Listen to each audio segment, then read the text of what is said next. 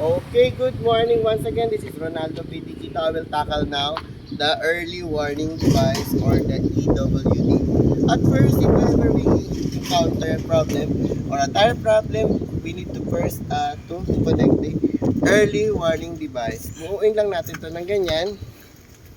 Then,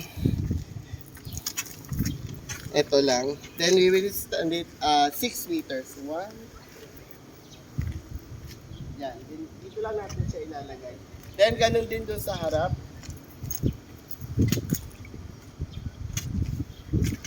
Yan.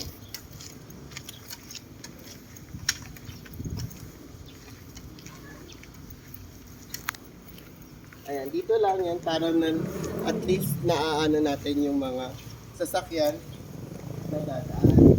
Then, we need to use the hydraulic jack.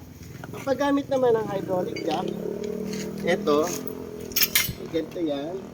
Then this is the hydraulic jack, ito yung pinakang pambomba niya. Ayan. Kailangan natin make sure na nakalock to dito. So, ilalak natin yan dyan. Pa-right yung paglalak niya. Then here. Ito. Then, ayan. Makikita natin yan. Umaangat yan. Okay? Then, we will use it. Ang pag-ano naman dito, dahan-dahan lang natin dito pihitin. Bababa na yan. Okay? Then, ang paggamit nito, dito, we will put it here. Kung saan dun sa part, na halimbawa, let us say na taplat ako dun sa may harap. Then, dito lang yan. Kailangan natin silipin yung pinakang pagtatamaan na bakal. So, like this. As you can see, meron na nandito na yung pinaka-ano niya. Dito kailangan natin patamaan. First, ilock natin siya. Then, kailangan natin ipapump.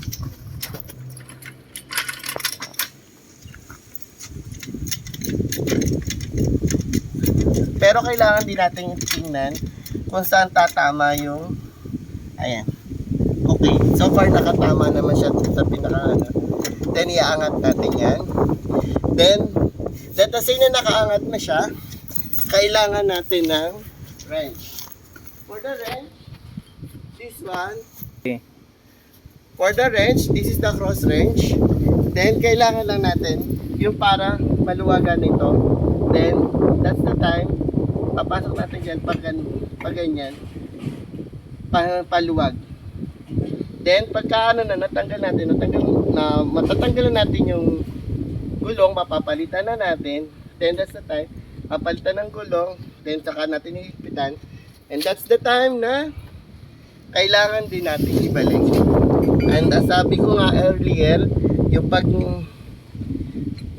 pababa nito, dito lang natin, i-unlock lang natin. Ayan.